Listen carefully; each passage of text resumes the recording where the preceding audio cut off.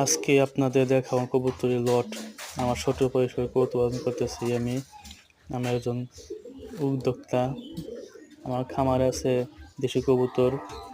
সেখানে আমি দেশি কবুতরের লালন পালন করে থাকি। আজকে অনেক কিছু বাচ্চা কালেকশন দেখাবো। এটা নতুন ডিম দুটি বাচ্চা হয়েছে, দেখেন কত সুন্দর বাচ্চাগুলো। বাচ্চাদের দুইটা বাচ্চা হয়েছে কবুতরের থেকে, অনেক সুন্দর, অনেক কিউট।